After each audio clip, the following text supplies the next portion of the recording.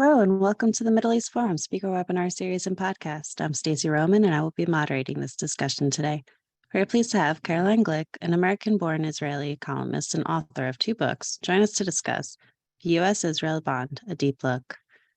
Mrs. Glick will speak for 15 minutes and open it up for questions. Should you wish to ask a question, please use the Q&A box located at the bottom of your screen to type your question. And with that, I'll turn the discussion over to Mrs. Caroline Glick. Oh, sorry, you're muted. There you go. Okay. Hi. Well, it's such a great pleasure to be speaking to your audience today. I long appreciated the work that's done by the Middle East Forum. And so just in my brief introduction to the question of U.S.-Israel relations, I think it's instructive for a second to see them in the prism of what I just sort of led with by mistake, which is U.S.-Saudi relations. Because on February 14th, 1945, then President Franklin Delano Roosevelt, just 2 months before he passed away, met with the founder of Saudi Arabia, Ibn Saud, aboard the USS Quincy. And in that meeting, Ibn Saud, I talk about this actually in an article that's coming out in Newsweek tomorrow. Ibn Saud and Roosevelt discussed the crisis of Jewish refugees, Holocaust survivors. And FDR asked Ibn Saud what he thought should be done with these homeless Jewish refugees who had just survived the Holocaust. And Ibn Saud said that he thought that they should be sent back to the places that they came from, and that if they couldn't go there, then they should go to the Axis countries because, they were the ones who had oppressed the Jews. And FDR seemed to agree with that. He said, well, from our information, 3 million Polish Jews were killed. And, there should be a lot of room for the Jews who are now in the DP camps. And then the next section of that discussion about the Jews, Ibn Saud explained to FDR that the Arabs would be willing to die to prevent the Jews from settling in the land of Israel, and that no Jewish immigrants should be allowed to go there, and that the Arabs would never accept coexistence with Israel either in the region or anywhere else. And FDR said that they would never treat Arab interests with hostility, and that Ibn Saud should understand that the statements being made in Congress on behalf of the Jewish refugees who had survived the Holocaust and were in the displaced persons camps in Europe was really just a reflection of the pathologies of the American system, and that they had nothing to do and no reflection on his administration, and that the U.S. government would not help the Jews. And I thought that was really an interesting place to begin a discussion of U.S.-Israel relations, because I would argue that the Arab-Israel conflict didn't begin on May 15th, 1948, when Israel declared its independence, and it was invaded by a pan-Arab force from 5 different countries, or 7 different countries, depending on how you count. It actually began that day, because the United States gave the Arabs a green light, effectively, to reject the incipient Jewish state and to die in order to fight and destroy it. And what was interesting about that was that in 12 successive U.S. administrations, the President of the United States essentially kept FDR's word to Ibn Saud, in the sense that they never, the United States' policy was always to accept the legitimacy of the Arabs' rejection of the Jewish state's right to exist. And not only that, at least from the time of Richard Nixon, the United States adopted policies that effectively placed the existence of the Arab conflict with the state of Israel, the Arab rejection of the state of Israel, on Israel. It said that Israel was blamed for it because of the absence of a Palestinian-Arab state in land west of the Jordan River that Israel controlled. So that they adopted the Arab view, the Arab narrative, that there is something inherently illegitimate about the Jewish state in the land of Israel, that the Arabs are right to reject it, and that the onus for peacemaking was on the Jews and not on the Arabs, and that the Jews had to prove their worthiness of peace by appeasing the Palestinian Arabs who live west of the Jordan River.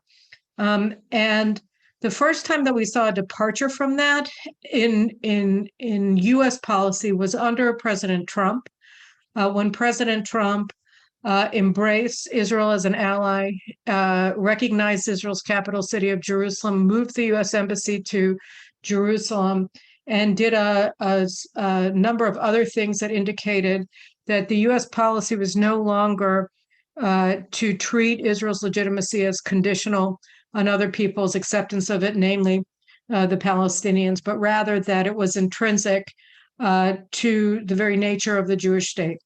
And I would argue that part of the reason that Donald Trump, who initially, when he came into office and really for the first 3 years of his presidency, was pushing very hard for Israel to make concessions to the Palestinians, the reason that that position changed more or less in the last year of his presidency, and we saw it,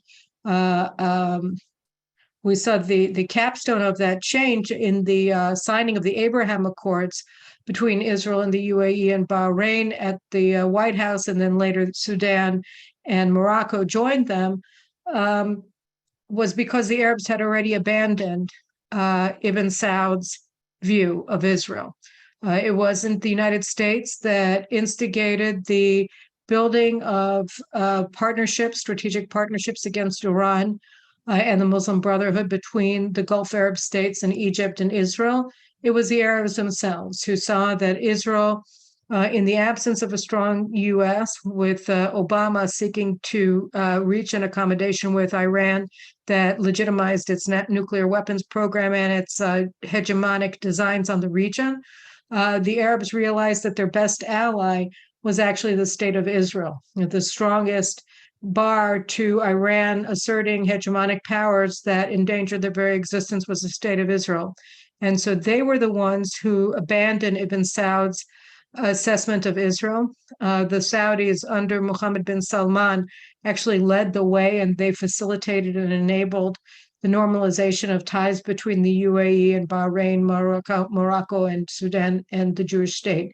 And I'll say one last thing about the Abraham Accords, which is that their name, which was given to them by David Friedman and others inside of the White House, is essentially an acceptance, marks an acceptance by the Arabs of the organic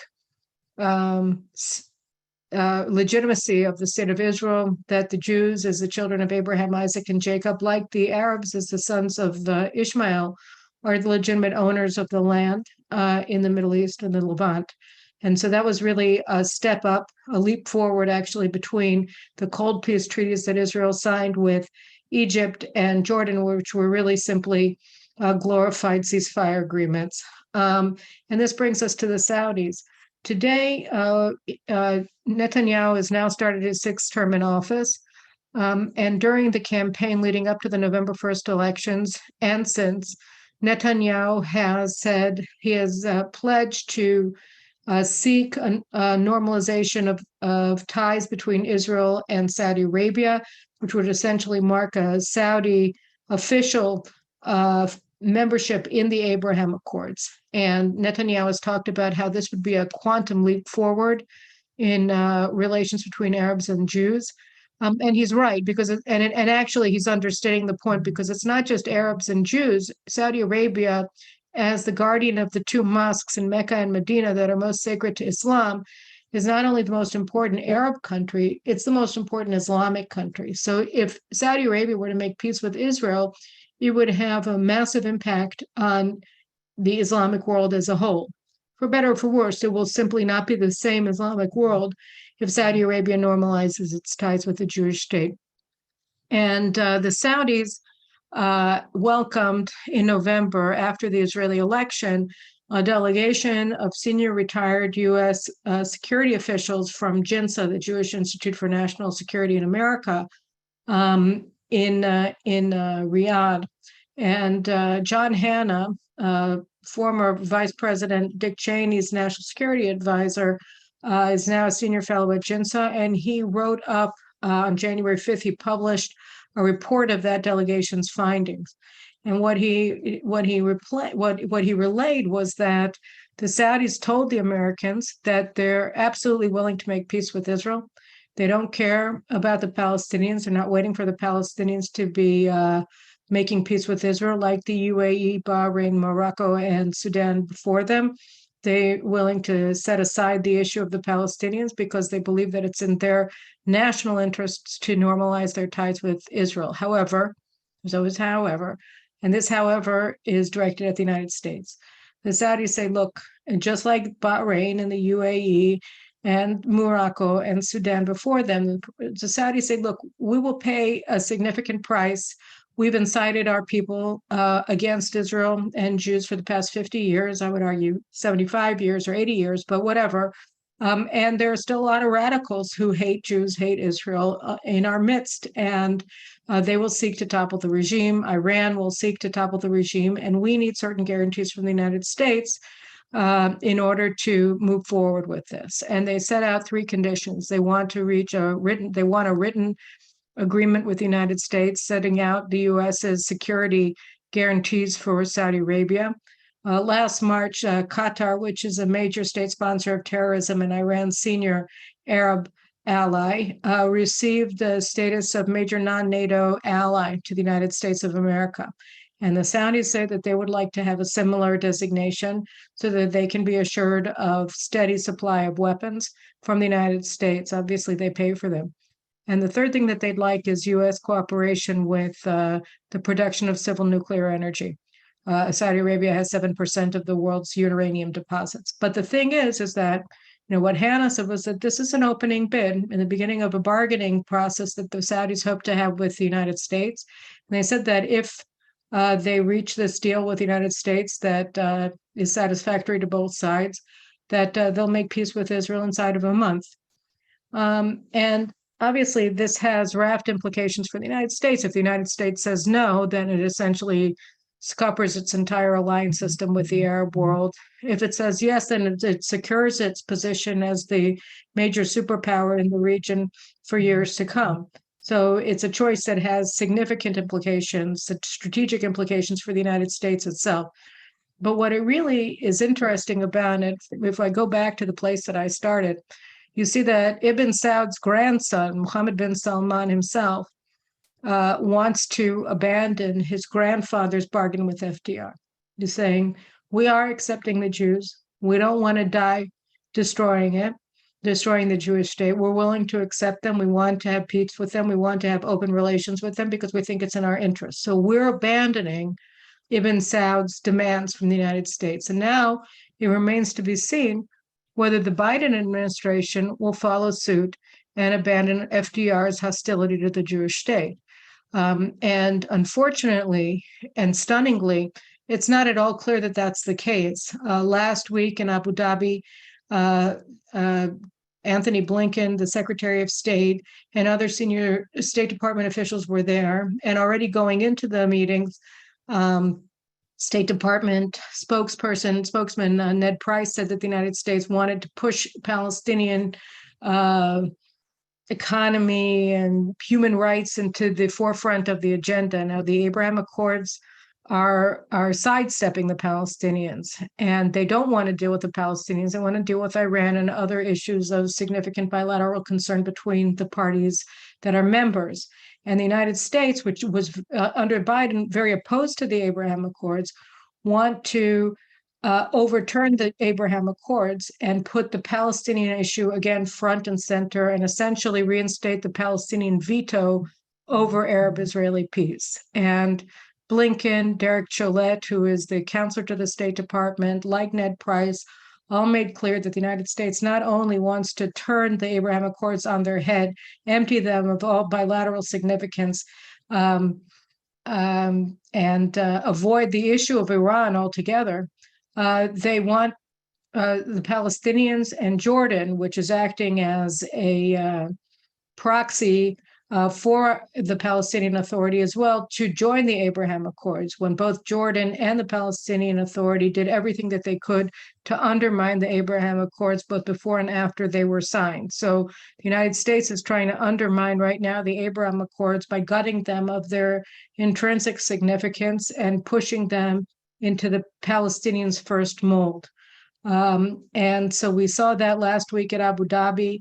The United States, despite the denials of the administration, continues to seek the renewal of Iran's commitment to the JCPOA, and so legitimize, again, their nuclear weapons program and give them the financial wherewithal to become a regional hegemonic power. So we're looking at this, and we're seeing that the Americans under Biden are walking away from the Saudis and continuing their allegiance to Ibn Saud and Franklin Delano Roosevelt's agreement from 1945. And this is a really stunning and distressing thing, but it shows that what began as ambivalent relationship between the United States and Israel, now in the 14th administration since FDR, unfortunately, that pathology continues to be a strong component of the U.S.-Israeli relationship. And I'm just going to leave it at there, and I'd like to take some questions as well.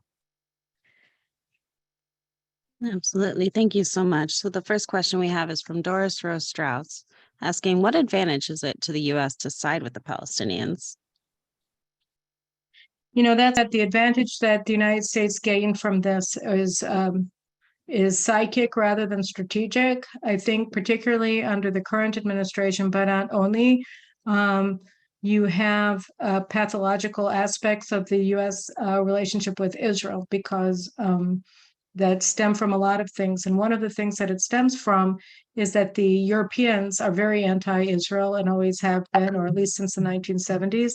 And the idea is that the United States wants to become more like Europe, wants to be accepted by Europe. And in order to do so, they adopt positions that are very hostile to Israel. That's one aspect to it. Another aspect to it is that traditionally, until about 15 years ago, there was this concept in the United States that they couldn't be too good to Israel without risking their relationships with the Arabs. And so, traditionally, the Arabists in the State Department were hostile to Israel because they were friendly to Aramco and to the Saudis, and so they wanted a lot of distance and daylight between the United States and Israel in order not to antagonize the Arabs. I think that the counter argument to that is that the Arabs always respected the United States when the United States stood by its ally Israel. And so ironically, being opposed to Israel always undermined America's position in the Arab world because it made the United States look weak. And standing with Israel made the United States be perceived as strong, and therefore they were more welcome in the Arab world. But be that as it may, that was the position. Today, we also have another relatively new, about 20 years old, position that's now unfortunately becoming the dominant position in the Democratic Party, which is extremely hostile to Israel and increasingly also openly anti-Semitic. That embraces the concept that Zionism, the Jewish National Liberation Movement, is a form of racism, that opposes the very existence of Israel. We hear people like Rashida Tlaib and Ilhan Omar and many others now in the Progressive Caucus, which has over 100 members in the Democratic congressional group. And they are talking about a one-state solution, and they're not talking about it along the lines that I set out in my book, The Israeli Solution, a one-state plan for peace in the Middle East, which is that the one state is Israel. They're saying that the one state will not be Israel, and that Israel will be subsumed into a larger Israeli Arab and effectively Arab anti-Jewish state of Palestine. So they are driven by a woke cultural Marxist, exceedingly hostile ideology that rejects Israel's right to exist. Thank you so much. Andrew Marine asks, what can we do to help U.S. and Britain to assist Israel to destroy Iran's nuclear program militarily? Well, I think that, a lot of this, I think that Americans have to be making their voices heard to congressmen and to senators. Democrats still retain the majority in the Senate. I think Menendez is still the chairman of the Senate Foreign Relations Committee. And there are other senators who oppose the Iran nuclear deal and oppose Iran going nuclear and oppose the administration's position on Iran. There are far fewer of them on the Democratic side than there were, to be sure, in 2014 when the JCPOA was coming up for approval before the Senate. But they still exist, and together with the Republicans, they comprise a majority of the Senate. So I think that that they should be turned to, and their voices should be heard. And I also think that it's important for Jewish organizations in the United States to be speaking out um, and calling for the Biden administration to support Israeli Saudi peace. I think the other thing that's very important here is for the American people to pressure the administration to support the Iranian people who are trying to overthrow the regime in Tehran. To date, the administration has done nothing but pay half-hearted lip service to the Iranian people that are literally being killed for freedom, who are demanding the overthrow of the regime.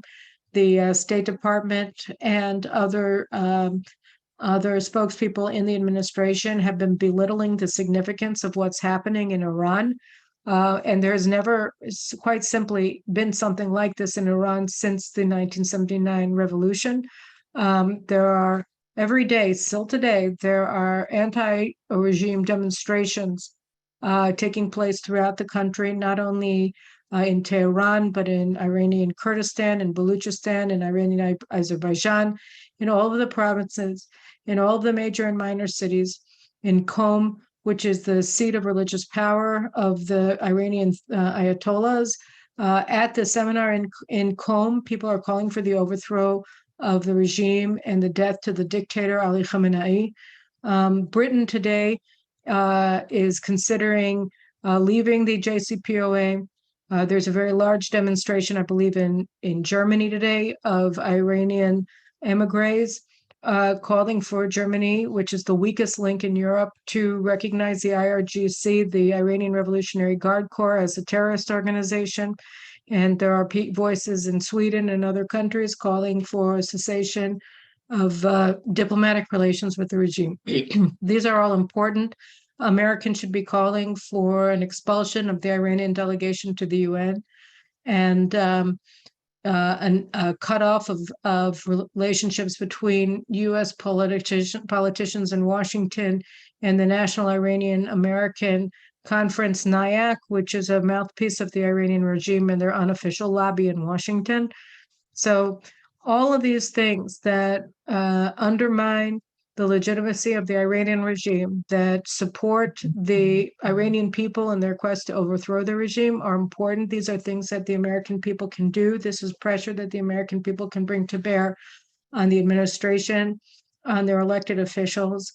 I think that there was a demonstration in Washington about a month ago in support of the Iranians. I think that the more widespread demonstrations and other public expressions of support for the Iranians, even if it's on an organized move on social media and other places, is exceedingly important. So I think it's important on this score to voice opposition to the nuclear deal, to voice support for the overthrow of the Iranian regime by the Iranian people, not through boots on the ground of American soldiers or airmen, but rather by helping the Iranian people do what they're already doing, which is fighting for their freedom on the ground in Iran to overthrow the regime, and to support an American-Saudi rapprochement that will serve as a basis of Israeli-Saudi peace, which will end effectively the Arab world's conflict with the Jewish state. Absolutely. Thank you. And since the U.S. is backtracking, and Flora Love Katz asks, how would Saudi Arabia and Israel deal with Hamas, Hezbollah, and other Iranian proxies? Were Saudi Arabia and Israel to pursue their own negotiations And can they sidestep the U.S. and move forward?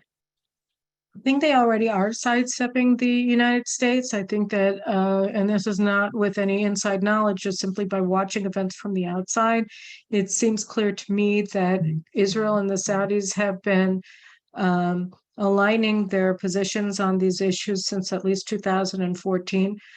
In the 2014 Hamas war against Israel, Protective Edge, the Saudis and the UAE were almost openly siding with Israel against Hamas and the Muslim Brotherhood. In 2006, we squandered the opportunity, but the Arabs were supporting Israel against Hezbollah in the war that summer.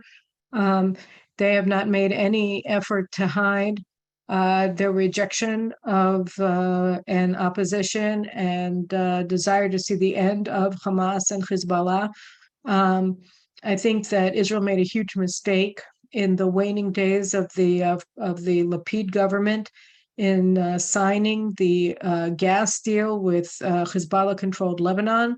That was a deal that Israel was coerced into signing by the Biden administration, and it was done in an illegal manner without receiving Knesset approval. And that was a deal that served America's goal of enriching Hezbollah by giving them rights to a natural gas deposit, part of which is in Israel's territorial water and a larger part of which is in Israel's declared economic waters. So this was an act of hostility, I would say, by the Biden administration against Israel. They took advantage of a weak government that was about to be defeated in an election to force this down Israel's throats. And I think that Israel undermined its credibility with Saudi Arabia and the Gulf states by agreeing to this deal with Lebanon and by presenting it as a move towards peace when it was a whole-scale surrender to demands by Hezbollah, which is controlled by Iran and is in fact a division of the Iranian Revolutionary Guard Corps. So that was a big mistake. I think that Netanyahu's re-election and his criticism during the election of the gas deal that Lapid concluded went a long way towards restoring Israel's stature in the eyes of the Gulf states. They were probably happier than most Israelis were that Netanyahu and his coalition partners won the elections, and I think that was very important. So I think that, the UAE has already declared Hamas a terrorist organization and the Muslim Brotherhood a terrorist organization back in 2015. And so I think, and Hezbollah as well, Saudi Arabia cut off ties with Lebanon, stopped transferring funds to Lebanon and the Lebanese government some years ago when they recognized that the president or the prime minister of Lebanon at the time, Hariri, was really just a Hezbollah puppet. And so they tried to get him not to return to Lebanon. The United States sided with Hezbollah essentially and coerced the Saudis to let Hariri leave Saudi Arabia and go back to Lebanon, where he pledged his allegiance to Hezbollah. All right, thank you so much. We're reaching the end of our webinar, but before we go, can you tell our viewers where we can find some more of your work? Sure. So I'm the senior contributing editor of Jewish News Syndicate, jns.org, and you can find my stuff there. I am the host of the Carolyn Glick Show that appears both on JNS and on my own YouTube channel, the Carolyn Glick Show YouTube channel that comes out generally on Tuesday nights. I have as well, I'm a columnist for Newsweek, and all of my work, including my podcasts and all of my columns and the archive of all my columns going back to 2002 is available on my website, carolynglick.com. So you can read me both at my website at jns.org, at Newsweek, and watch my weekly shows at the Carolyn Glick Show on YouTube or on my website or at jns.org. All right, thank you so much. We've come to the close of our webinar. Thank you again, Mrs. Glick, for joining us today. Thank you, my pleasure. Of course, for our viewers, please join us Wednesday at 3 p.m. Eastern for Israel Insider this week with Naved Dromi. Thank you all for joining us, and I hope you have a wonderful day.